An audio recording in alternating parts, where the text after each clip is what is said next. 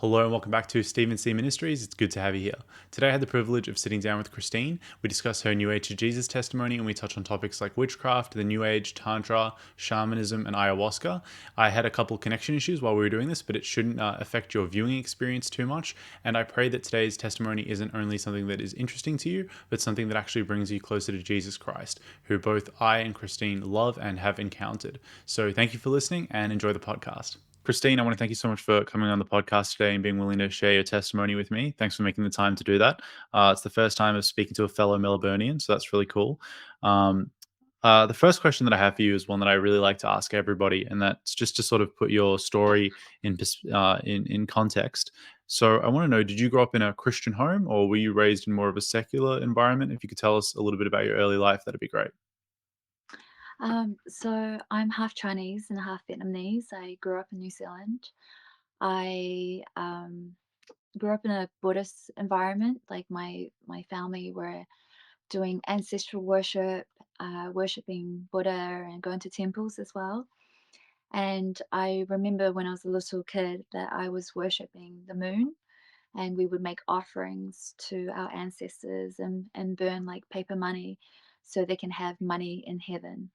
And I remember as a kid, I really enjoyed like playing with fire and like burning things and honoring the moon. And also, like in the Chinese culture, they would have like moon cakes as well for the autumn festival. And also, we also worship the dragon. So there's a lot of dragon worship as well. So, yeah, these things kind of led me into the new age later in my life. I was also in foster care while my parents were in prison. I didn't have like a stable home growing up.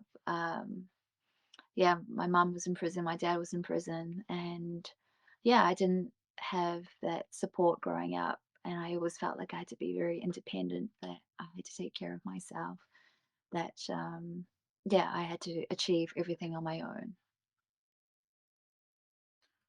Yeah, so it sounds like there was some a bit of a difficult background for you growing up, but I can Mm. see very clearly how you were introduced to some of the spiritual elements of this life, even from a young age. And what did your teenage years look like? Did is that something you kind of grew out of as you went through high school, or did spirituality become more important to you at that time in your life? I was very rebellious from the age of 14. Um, I wanted to move out of home straight away. I was smoking when I was 12 years old. I was picking up butts off the street and smoking with my friends and thinking it was cool. I um, threatened suicide a few times. I wasn't suicidal. I was crying out for attention from my parents. So police would come over when I was like 14, 15, like trying to dissipate the situation. And then at the age of 15, I became sexually promiscuous and I moved out of home.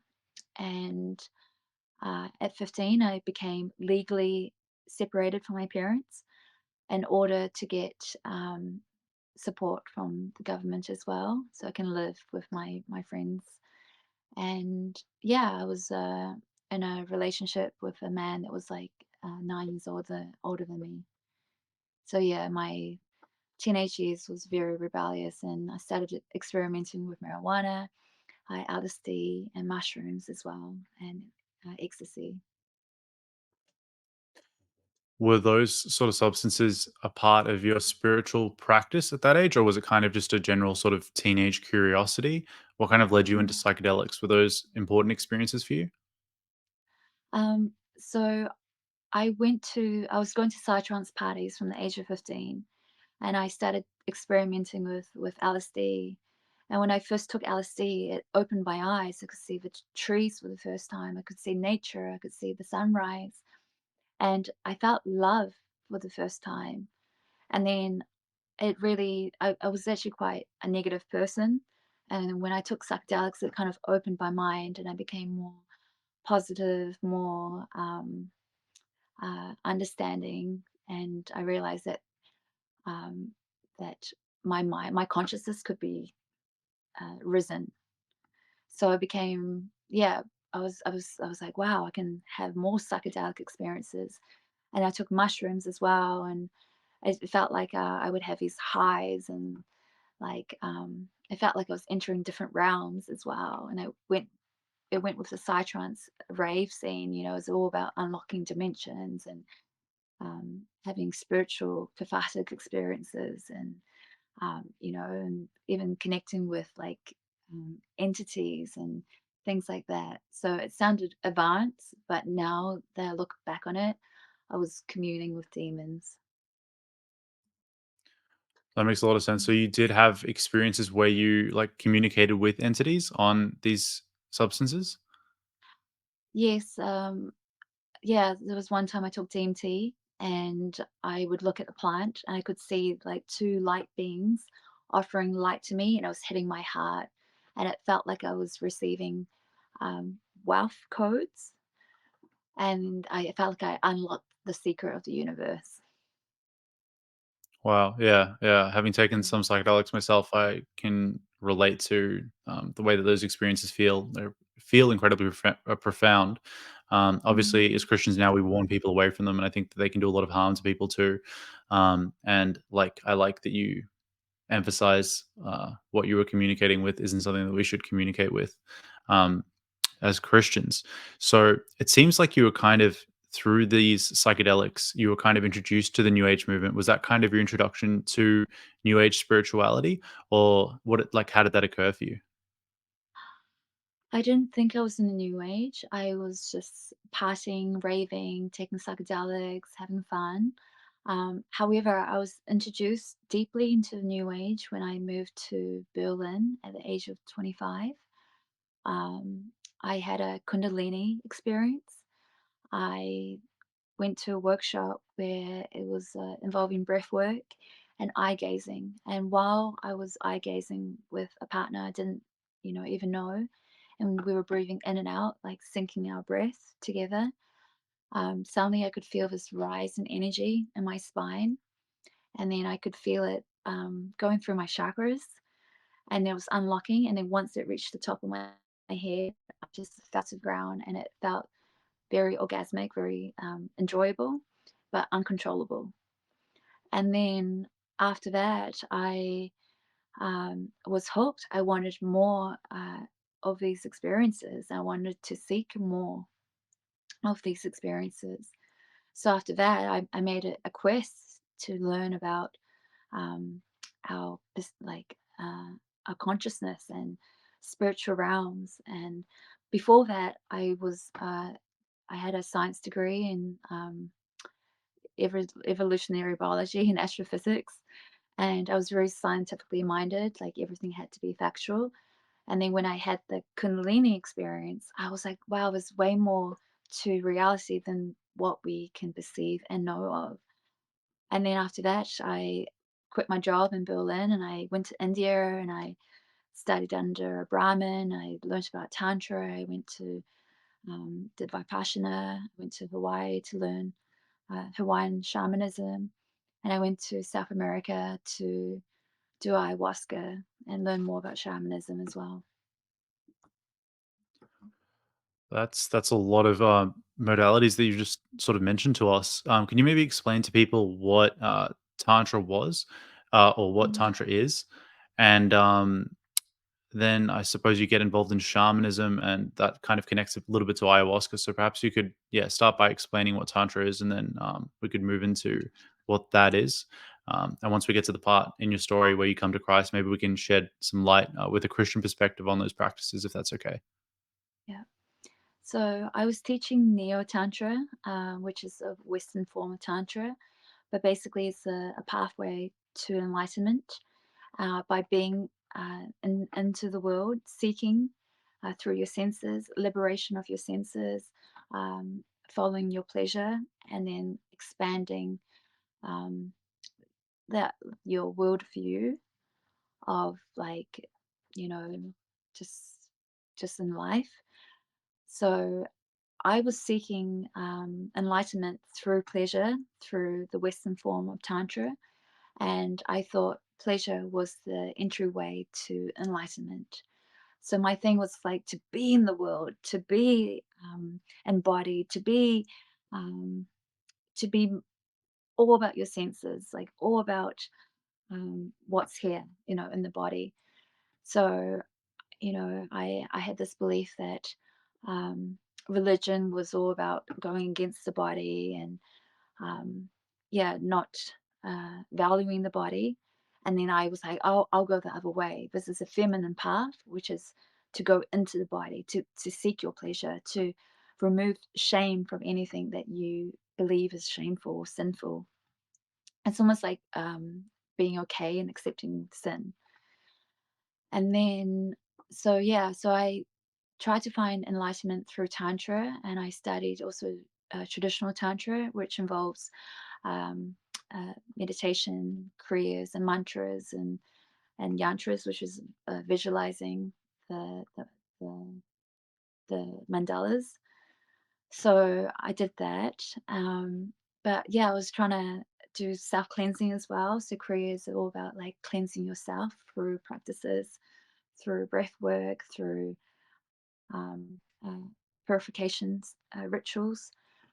And yeah, so I was doing that. And as I was doing that, I was also following the shamanic path. So basically, in the New Age, I didn't see any evil. I thought you could just pick and mix and make your own form of spirituality. That makes a lot of sense. So you were pursuing enlightenment, I suppose, and is that what led you to taking ayahuasca and sort of looking to shamanism for answers? Yes. At the same time, I was learning about the third eye, and I was like very curious about this mystery, the secret of like unlocking your third eye and connecting with different dimensions. It sounds amazing. So, as I was researching about the third eye, I heard about people having visual experiences with ayahuasca and in ceremonies where they're in contact with different dimensions and entities. So, I was curious and I wanted to become more spiritually aware and spiritually enlightened. And I thought this was the next thing of my spiritual journey. And also, I wanted to heal from a lot of childhood trauma and also grief because my younger brother passed away. So I knew something wasn't right. So I knew I needed to heal. And when you type in healing, in Google, you just probably find like Reiki, ayahuasca, things that promote healing. And so I so I went into the jungle and I took ayahuasca with different shamans. And I just thank God that my experiences were um, kind. But during the ceremonies, I would hear people screaming and feeling tormented and feeling like they're in hell. And it was very hard to actually hear that as well. Yeah, yeah. I really like that you share that some people have terrible experiences on psychedelics because I've seen it Mm, do a lot of damage to certain people. And I think in popular culture now, it's always being promoted as a tool for healing. And I think that a lot of mm, vulnerable people are probably exposing themselves to, as Christians, I believe, the demonic realm. But also, yeah, I've seen people develop mental health conditions as a result of participating in psychedelic ceremonies and things like that. So I'm pretty passionate about warning people against that. Do you mm. feel like you gained any spiritual insights as a result of your doing ayahuasca? And do you think that that was truth revealed to you through those experiences, or do you view them as a deception now that you're a believer? Mm. I'm curious to get your perspective on that. So it gave me a background understanding of why I had to go through some of my trauma. It was like I was able to kind of detach from my trauma, like, but now that I look back on it, it was a form of disassociation.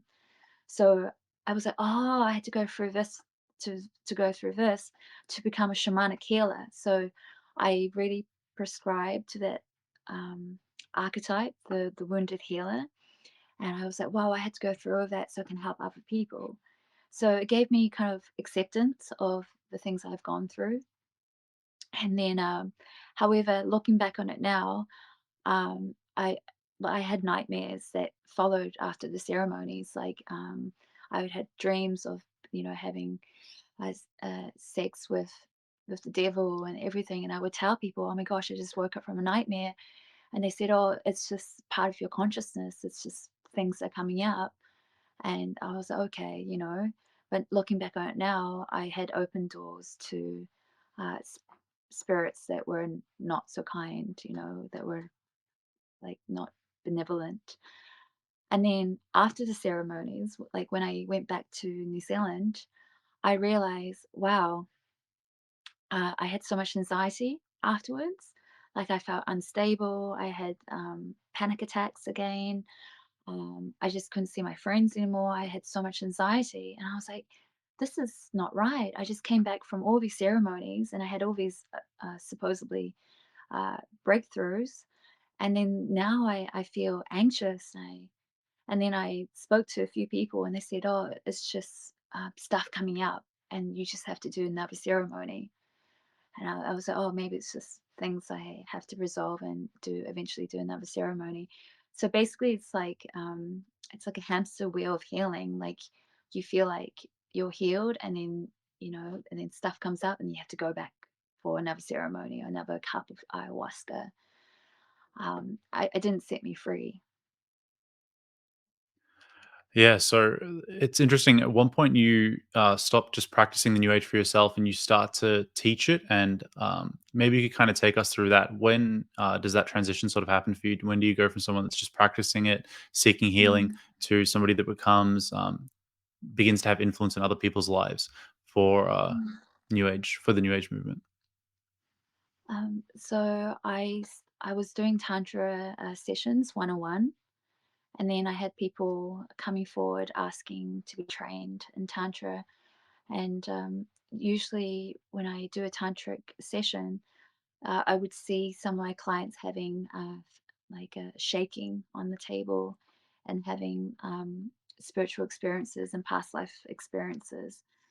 And I was like, wow, there's so much power and sexual energy and sexual power that's untapped. Like I would see that sexual power was creative energy. So I started doing it on my own, and then my company grew, and I started recruiting more people, and they were getting trained, and then they were being initiated into shamanism and tantra as well. And then they started doing more courses. So the money that they were generating, they were able to do more courses, and it felt like a pyramid scheme of of spirituality. But all throughout that time, I was like, I don't know what I'm doing. I'm just like, I think this is my purpose. And yeah, but it never felt right. It never felt right. It felt like I was leading people astray, but um, I just didn't know completely what the truth was. And what does it look like for you to begin to? I want to circle back to a lot of the beliefs that you've just spoken about, but like we said, we're going to come back and look at it from a Christian perspective. But I think before we do that, it might be useful just so that we're following your story in a sort of linear way, that perhaps you could kind of take us through your early exposures to Christianity and ultimately how you come to Christ before we sort of circle back to your perspective on some of those practices now. Mhm. So, growing up in New Zealand, I had some friends that went to church, and they they told me and they invited me to church a few times, and I didn't want to go. And one friend, she tricked me to go into church. She was like, "Oh, I'm going to be singing at a concert. Would you like to come?" And when I arrived, I realized it was a church service, and they were praying with me, and I was just like completely shocked that she lied to me about where she was singing. So I felt hurt and betrayed. I was 16 years old, and I was like, I would never go to church again. I would never. They're just hypocrites. And then I would go to church sometimes with my friend because she was on a lookout for a husband, so I just went with her. And I remember every time we sang a song about God, I would replace the word God with goddess in the middle of service. Like I was blaspheming his name in the church. And then, so that was my exposure to Christianity. And then, yeah, so I was living in Melbourne during COVID. My business got shut down, and I couldn't take it anymore. I couldn't take the lockdowns that were happening all the time. So I packed my stuff in my car and I drove all the way to Melbourne. It's like 16 hours. And then, yeah, the first hour of arriving in Malabimbi, I heard the voice of God. I didn't know it was God at the time. And he said, go towards the light, go towards the light, go towards the light. And when I heard that voice, it was at a new age, esoteric, oh, not esoteric, ecstatic dance party. And I didn't take any substances. It was a Sunday morning, and I looked around the room and people were dancing and having these like emotional processes, and I was like, wow, everyone seems to be so um self um self-centered, like they're not dancing with anyone, everyone's just focusing on themselves. And I looked around the room and I couldn't everyone looked like they were very colorful, like hippie-ish, I couldn't feel the love in the room. It was like devoid of love. And then when I laid on the grass, because to connect to the land, I heard the voice of God, and God said to go towards the light, to go towards the light. And then I woke up and I said, what do you mean go towards the light? I'm a good person. Like I felt like I needed to defend myself. I'm a good person. I help people. I do Reiki. I help people with trauma. I'm a good person. I just felt like I needed to say that I was a good person. However, when I reflected upon that message to go towards the light, I asked myself, if I'm being told to go towards the light, maybe I'm not actually in the light. Maybe I'm actually in the dark, but I think it's the light. And then that scared me. I had fear arose in my heart, and I was like, I think I'm in the dark, but it's not. But I believe it's the light. So when the party ended, I went up to my friend and I said, what does it mean to go towards the light? And she said, I don't know. And I was like, okay, maybe it's my imagination. And then I went to the river and I felt like I needed to baptize myself, like what I saw in the movies. So I just like dunked my head in the water and I didn't know what to say. That's just like I baptized myself. And then after that, I went to a Hare Krishna cafe, got lunch, and I heard about a Christian worship event. And I love to worship. Like I used to do bhakti yoga, like kirtan, like you're worshiping to all the Hindu gods and the mantra songs. And I used to go to these gatherings. I was like, well, if I, sing worship to Shiva and, Lakshmi and all the other mantras, why not to Jesus? So I went to the Christian worship event in Malabimbi, and as soon as I arrived, I I walked into the door and I just got hit by a force of love. Like the whole room was just saturated with his love. I was like, wow, there's love in this room. Like, why? You know? And then these two ladies came up to me and they're like, are you new here? And suddenly my defenses came up and I said, you're not converting me. There's no way you can convert me. I'm only here to sing. But anyway, they sat me down next to this woman, and then they asked, we sang some hymns, and then we did communion. And I didn't have my communion, so the old ladies around me were showing me how to do communion. And by this point, I'm not a believer. And um, so they showed me about communion and what does it mean, and I said to myself, oh, it's like a ritual. I can do rituals because I loved rituals. So I did, the communion of, the blood and the bread, his body.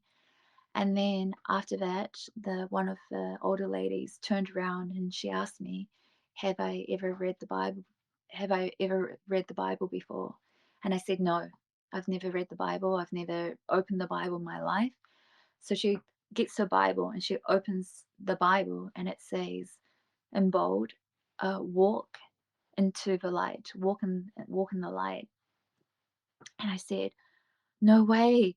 That's the message I heard earlier, and I told the woman the message I heard, like, audibly, and she just gave me her Bible, just straight away, like, her Bible with, like, 5 years with all her notes and highlighting everything, a beautiful leather Bible, and she just gave it to me, and I didn't want it at first, I was just like, "Oh, no," "I'm not religious," "I'm spiritual."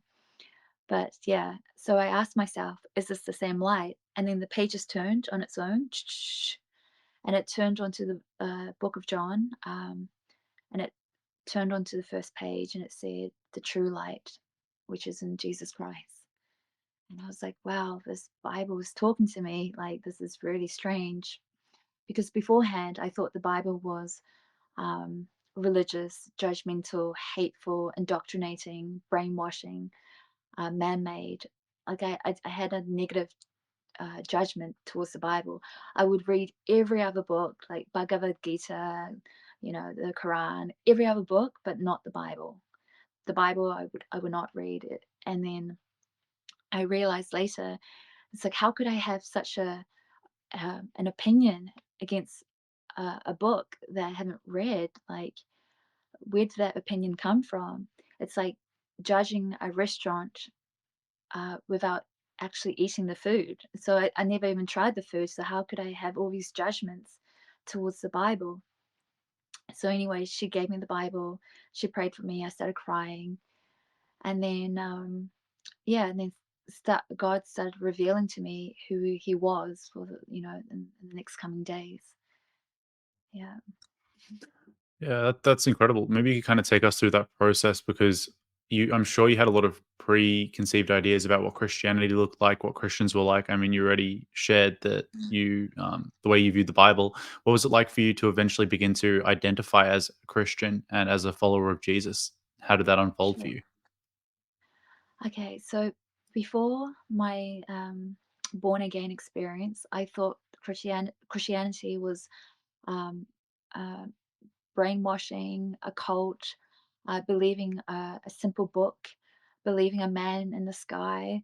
That I thought Christianity was people who needed faith, like needed to believe in something so that their lives could be better. I actually looked down at Christianity as something that was not as spiritual, not as powerful as what I had experienced in the New Age. Like, I'm like, why would I, if I've seen different dimensions, why would I believe in a book and, a man that died 2,000 years ago? Like, it seems so foolish. And if I needed healing, I wouldn't go to a church like for healing. I would go to a shaman for healing. Like, I didn't know that Christians were operating, that there are gifts of healing, that there are gifts of prophecy, that there are gifts of miracles, and all that. I didn't know about the gifts in Christianity. I so Yeah, so my version of Christianity was basically go to church on Sundays and like a rules and regulations and try to be a good Christian. So yeah, but God completely flipped my view around when He showed me His supernatural power. So yeah, He's God of power and love and power. So yeah, so when I took the Bible home, I didn't read it. I just moved into my new home. I was living with a psychic woman, and she was showing me around her home, and she said, "Oh, my dad built my wardrobe. My dad built my van conversion. My dad built my surfboard, and he takes me surfing. And my dad helps me with rent." And she was going on and on about her father, and I'm like, as she's talking about how amazing her father is, and obviously she has a great relationship with her father. Suddenly, grief welled up in my heart, like just started opening, and I realized what I didn't have in my life. I didn't have a father, and then I suddenly realized, wow, if I fell apart today, who would catch me? Who would support me? And then I also realized that all the money I was making about 2 grand a day. I I was not scarcity. That was like I needed to make money because I didn't feel safe. I didn't feel like, if something happened to me, then I would need money to support myself. And I was always independent. But now I understand it's like the root of not having a father in your life. So I had no one else to rely on at that time. So I realized, wow, if I had a father, I would become more of a stable person. I would be more, yeah, like mentally healthy. And then I just started crying. Like this grief was just so strong. And I was just like crying for 3 days. And yeah, I was demanding the universe. I didn't believe in God. I couldn't even say the word God. I was demanding the universe, like, why does everyone have a father and I don't have a father? It's not fair. It's not fair. And then after 3 days of crying, uh, I started looking for a new home because in the new age, people are concerned about their vibe, their energetic container, their atmosphere, and it has to be high level vibes. And I'm like, I just moved in, I'm crying all the time, and I said, I don't know why I'm crying. And then she said, oh, I think you should move out and find a new place. And I was like, okay, I totally understand. So as I was house hunting, I met this Aboriginal elder, and I didn't like her home. I didn't feel it was the right fit, but we started talking, and she said, I don't have a father, just randomly. And then she said, my father was also in prison. And then suddenly we started sharing, and then at the end of our conversation, and she said, but you love your father. And I said, no, no, no, I haven't forgiven my father yet. And she goes, no, you love your father. And so, no, no, I have to heal. No, you love your father. She wouldn't let me go until I declared with my mouth that I loved my father. And I was like, wow, this woman's crazy. If I don't say I love my father, she won't let me go. So I just finally blurted it out. I love my father. And then suddenly, like, peace came into my heart and into my body. And I was like, wow, it was like a letting go of unforgiveness. And then after that, next morning, the person gave me the Bible, gave me a little pocket Psalms and the New Testament, and I opened to Psalm 91. And then I realized Psalm 91 is in the Bible. And for 3 days while I was crying, I had one song on loop, and it was Psalm 91. And I just felt good to listen to it, but I didn't know that Psalm 91 was in the Bible. So I was like, wow, it's in the Bible, and now I'm listening to it. And then I went away, and then I opened my Bible again. It was Psalm 91. So Psalm 91 was following me around a lot. And it was because I came out of witchcraft as well. So I realized I needed protection, and that Psalm 91 has been such a comforting psalm for me to read. It makes me feel so protected, and knowing that God has protected me. So after that, I met up with a pastor, and I said to him, I can't stop crying. Like, what's going on? I can't stop crying. I've got a Bible. I'm crying about my father. I didn't know that God was a father. I had no clue that God was um, regarded as a father. And then the pastor prayed for me, and said, he always said was, you do have a father. You have the great father, and you are his beloved daughter. And then in that moment, the Holy Spirit came to my heart, and I felt that moment of adoption. It was like instantaneous. And then and then the scales came off my eyes, and it's like I knew that God was a father instantly. I was like, wow, I have a father, and he's God. And the second thought I had was, oh, I'm so stupid to be worshiping the goddess, because all throughout my new age life, I called myself Gaia. I didn't like my name Christine. I thought my name was too Christian. It means follower of Christ. And I would tell my mom, why did you call me Christine? Why could it be Summer or Ashley or, you know? And then, yeah, uh, I realized the meaning of my name, and I was like, wow, it's not Gaia, it's Christine. And then the next morning, I woke up and I had a new heart. Like, I used to have this agonizing pain in my heart, like a bit of a stabbing pain in my heart, and I had it for many years. and I would do acupuncture just to relieve that pain, and Reiki and shamanic sessions to help with the pain, but it never went away. And then the next morning, the pain went away, and I was like, wow, it feels like I have a new heart. Like it feels so clean. And I thought to myself, maybe it will come back, because usually, I might have like these spiritual breakthroughs, and then that pain will come back anyway. And then I went to the cafe, and I got a coffee, and as I was waiting in line for a coffee, I used to drink coffee, but yeah, I don't drink coffee anymore. But he broke that addiction to coffee. As I was waiting in line for a coffee, I could feel God inside of me, and I was freaking out in the line, like, God, is that you inside of me? Like, how did you get inside of me? Like, I didn't do any yoga, I didn't do any meditation, I didn't climb the Himalayas, I didn't go to a guru.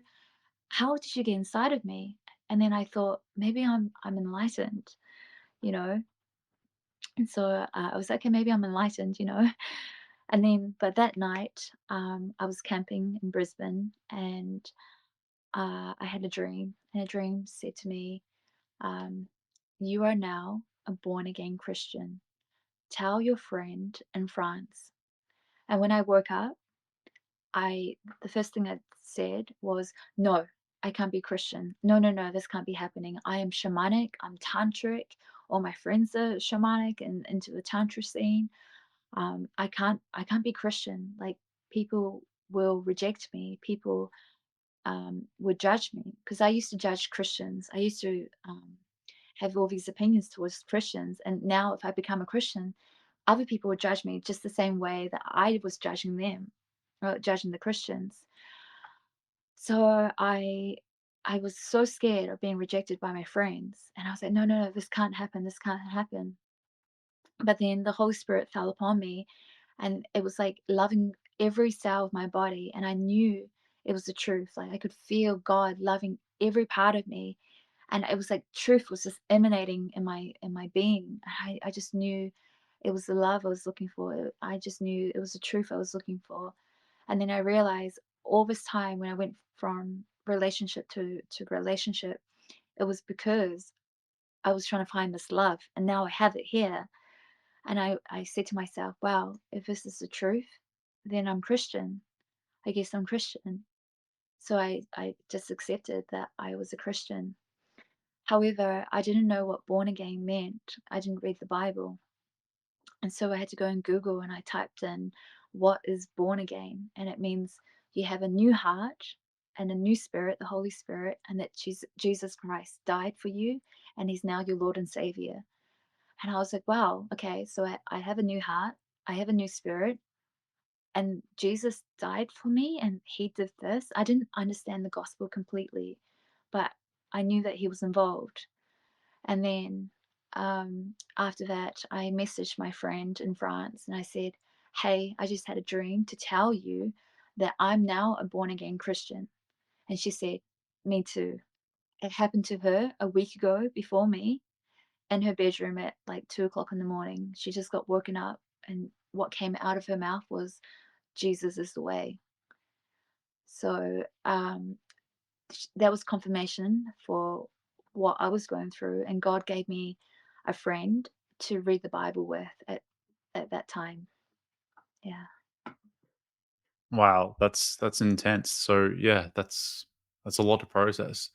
It must have been wild for you to have that confirmed in such a way and to have these supernatural experiences and to be told that you're a born again Christian after you experience this new birth is pretty remarkable, especially considering you didn't know what that even meant and you had to Google it. Uh, that's incredible. Yeah. God's good.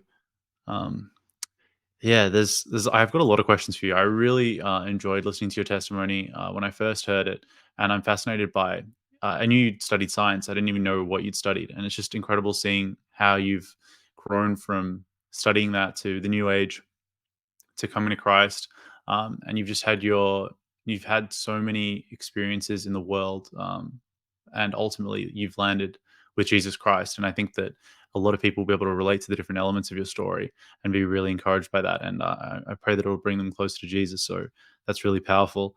Um, One of the questions that I have for you that I've written down here is, I think you mentioned elsewhere that you mentioned before that you were a witch, or you identified as a witch too, or at least you practice witchcraft.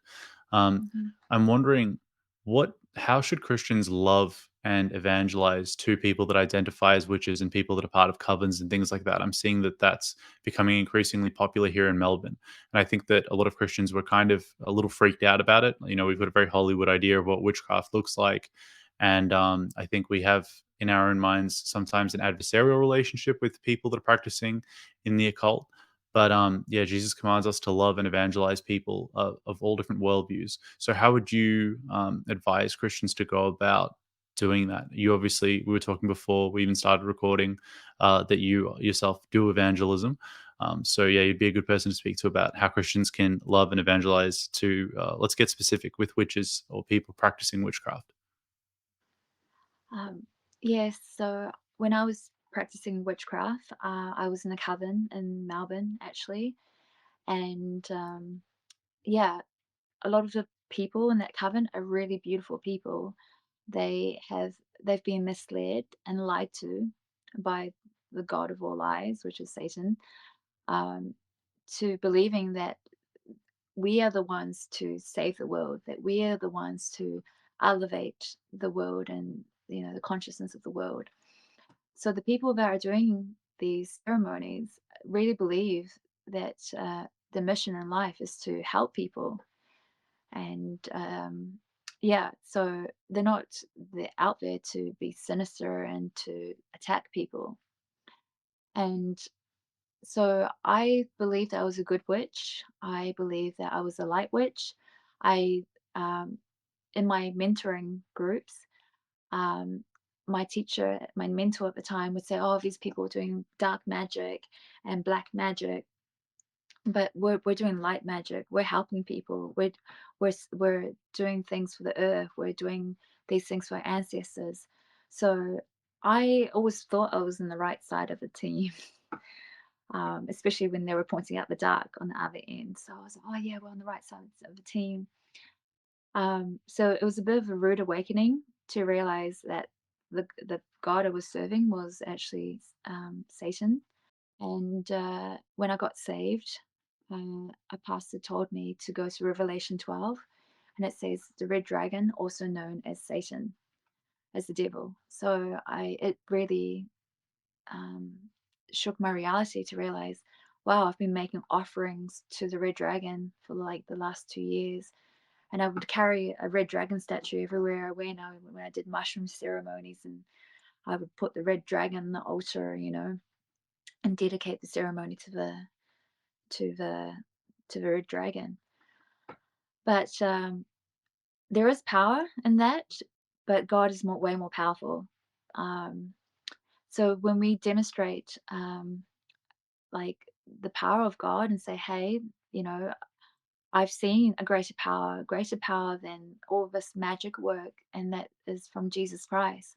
Because I look down on Christians thinking, "Oh, they don't have any power," but there is a lot of power when we walk in the gifts and the miracles and like healings and demonstrating the power of the kingdom. So I've got a couple of friends that went into like which like crystal shops and things like that and prayed for people, like offering prayer and saying, "Hey, do you have an injury? Do you have anything that needs to be healed?" And usually they will have a symptom, from all the practices they're doing, and they will pray, and people will be set free, people will be healed, and they would realize that there is a greater power than the demonic power that they were playing with. Also, like for me, when I evangelize to people in the new age, like people that are doing psychic readings and tarots, and I would share my testimony and say, yeah, I thought I was a psychic, and then I felt the love of God, and that was way more powerful than all the other practices I've been doing. Speaking in love and not condemning them, because Christ died for all of us while we were yet still sinners. So, not coming from that I'm better than you, it's we were all sinners. And once that light illuminates in the darkness, then they will know the truth, and the truth will set them free. So having that compassion and understanding and not having fear of him, because greater is he within you than he is in the world. So why should you fear witches? That's really good. I think there's a lot that we can learn there from how to reach people. I love that you use your testimony as part of your outreach to them. You've got the Mhm. right heart attitude towards them, and I love that you kind of dispelled some of those myths. You know that a lot of people practicing witchcraft actually think they're doing the right thing. They're not sitting there around a cauldron like cursing people like you see in the movies or anything like that. I mean, I'm sure there are people in the occult that do that. There's always outliers, but at least the witches that we're probably interacting with in our day to day Mm. experience aren't doing. So I think that was really useful for people to hear. So thank you for doing that. Um, I've got another question as we begin to sort of wrap up here. I'm wondering what you would say to someone that was in your position, somebody that was looking for healing, Mm. seeking enlightenment or the truth, and they're sort of going down the New Age path as a route to heal themselves and to find the truth. What would you say to perhaps a young person that's listening and they've stumbled across this testimony video? What words of wisdom would you have to them? Where should Mm. they seek the truth and where should they seek healing? Yeah, you could try many different modalities and practices and coaches and courses and rituals you can do that would you would think that would lead to a path of enlightenment and liberation and freedom. But I know that I've tried a lot of those paths and I spent a lot of money, and I realized the thing that gave me true freedom and love and liberation was only through Jesus Christ alone. And it doesn't cost you anything. It's free. It comes with the surrendering of our hearts and trusting that He is the God that loves you, that He's the God that will protect you, provide for you, and just letting Him catch you. A lot of times when we are in the new age, we feel like we have to do it ourselves, that we have to heal ourselves, that we have to find our shadows, that we have to, uh, you know, find our spiritual evolution. But when you let go and let God in, you will find the truth. And Jesus Christ is the truth, that He's the way, the truth, and the life. And no one comes to the Father except for Him. He's the door that will lead you to green pastures. And He He will provide the deepest healing that no mushroom or ayahuasca or shamanic ceremony can ever do. Um, he's the love that you've been seeking for. If you're going from relationship, heartbroken, looking for love in all the wrong places, he is everything that you're looking for, and you'll find fulfillment in him and him alone. And yeah, he's a God that just wants to bless you and love you and take care of you, and he wants you to come home. Like, we've gone so astray from him, following our own will and trying to make meaning of our lives. But if you just trust in him and turn towards him and see that he's the light that you're looking for, he would illuminate your life, and yeah, he will enlighten your eyes to understanding who he is, and that you can know God personally. um yeah, it's not like a like that you will learn in a book or through coaches. You will know God directly when you have your own personal relationship with God. Was it difficult for you coming from the New Age? I know a lot of people think of Christ as like an ascended master or just a good teacher. Was it difficult for you to sort of unlearn some of that? I can't think of a better word than indoctrination. Um, in the New Age movement, was it difficult for you to come to Christianity and realize that Jesus like really lived, really died on the cross and rose again, and that He is God? Like, how did that occur for you? Was it a process? Was that something you were kind of discipled with? How did you come to understand the Jesus of the Bible as opposed to the Jesus of the New Age as your savior? It was through his Holy Spirit. So once the Spirit of truth entered me, I just knew, and I was able to discern what is the truth and what isn't the truth. So I used to believe that Jesus was an ascended master, that I used to believe in past life regression, and that we had multiple past lives. And then suddenly, when the Spirit of truth entered me, I just knew that we only had one life. I just knew that Jesus in the Bible was the one true Bible, one true Jesus. And it was because the miracle that he did in me, the transformation, and how clean I felt after accepting him. I realized, yeah, that he was the truth. It was like a deep knowing, and then suddenly, like the scales were open for my eyes. Like I was like, that song, I was blind, but now I see. It was like suddenly I was able to discern what was not of God and what was God, because I had God inside of me, and I was able to go, okay, that's not from God, that is from God. Um, but yeah, I didn't have to unlearn anything. It just happened like overnight because of His Holy Spirit. Yeah, so it sounds like a lot of that came to you through your experience of a supernatural rebirth that we read about in scripture, which is really, really Mm. cool. Um, Yeah, as we begin to wrap up, I'm wondering, was there any sort of spiritual backlash when you came to Christianity? Like, was obviously you were in business, doing the occult for, a way to make a living. So there's the practical elements of how that would have to work itself out, which would have been difficult, and I think shows how Mm. genuine your faith is. The fact that you're willing to give that up is really remarkable. But with these spiritual entities that you were communicating with that were a part of your life, was there any kind of backlash that you experienced when you came to Christ, or was it kind of smooth sailing for you? Um, so when I came to Christ, I didn't have much backlash with because I didn't really have spiritual guides. I didn't have spirit guides, but I did have backlash with witchcraft attacks. So it's like leaving the mafia. It's like once you leave the mafia, they'll come after you. You can't leave the mafia. So I did have backlash with in the spiritual realms. Like I had an amulet that had my DNA's kind of spell casted into the amulet, a necklace. And then when I threw that necklace into the ocean, just before I was about to throw it in, a bird came from afar and like dived at me and like just like touched my cheek and flew away. It was like trying to intimidate me. And then when that happened, I quickly threw the amulet into the ocean. I was like, oh, don't this is powers I don't want to mess with. And then when I broke it off with my mentor, she was like a mother figure to me for like 4 years of my life. And then when I said to her, I don't want to work with you anymore, she said, delete me. And then I deleted her. And as soon as I deleted her and blocked her, um, I got backlash. Suddenly I felt like I was being strangled, and then my heart was being squeezed, and I couldn't breathe. And because I think there were some ties, like contracts that I've made with her, so I couldn't breathe, and I was freaking out. I was like, "What's happening?" And I found a pastor's number in London. I said, "Help me! I'm being attacked." And he calls me straight away, and he starts praying for me.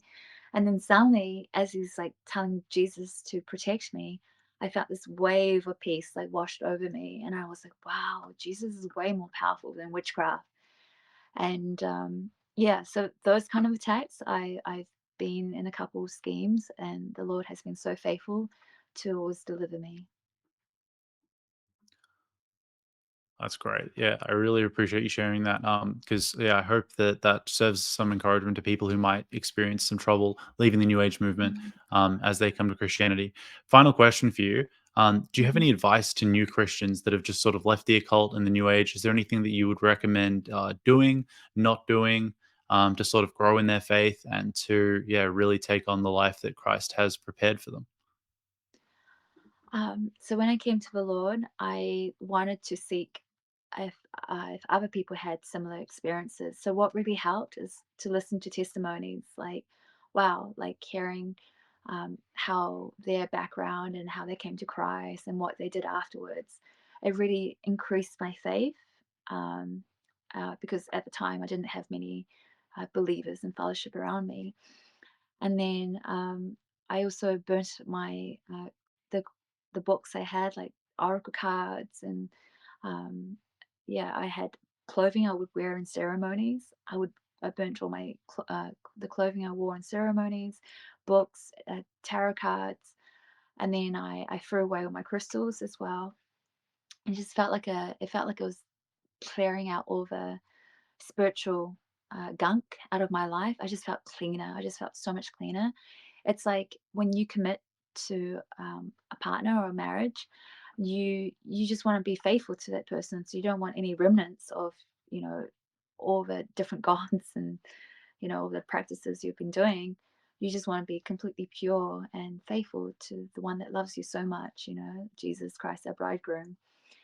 So I got rid of my stuff, and then I did try to tell my friends, you know, that Jesus saved me and that He freed me. And at the time, it was most of them didn't accept mm, my testimony, and they were concerned. But I just continued to pray for my friends and family. And now, currently, most of my friends have been saved. So I'm really grateful how God has moved in my friends, and He's still moving my family. And just reading the Word, like suddenly, you know, with the Holy Spirit, asking the Holy Spirit, help me to understand Your Word. I just feasted on the Word. I was so hungry for the Word, and every time I read the Word, it felt like all the lies that I've accumulated in my life, in my New Age life. It just felt like it was healing me, and it was renewing my mind. So yeah, so reading the Word really helps, and having fellowship, having um, being planted in church, getting baptized, and you know, finding good and grounded sermons as well. Awesome. Awesome. Well, yeah, thank you so much, Christine, for your time. Thanks for coming on and being willing to share your testimony and get vulnerable with us because, you know, you shared a lot that I think people are going to relate to and really be blessed by. And so I'm just so grateful that we could sit down. And yeah, I'm just loving the work that you're doing. And I know you're going to continue to serve the Lord in really cool ways. So, what's a good place for people to find you? Is it okay if I link your Instagram so that people can kind of keep up with what you're doing? Yes, you can find me on Instagram, Christine underscore born again. And I also have a website. It's beloveddaughterofchrist.com. That's awesome. All right, guys, go check that out. If you enjoyed today's video, would you consider liking, subscribing? I know it's annoying when people ask you to do that, but it just helps get the video out to far more people and get the gospel out to many more people that I trust will be blessed by this. So I'm going to end the recording there, but you and I can talk a little bit more afterwards. And just, yeah, thanks again for your time, sister. Thank you.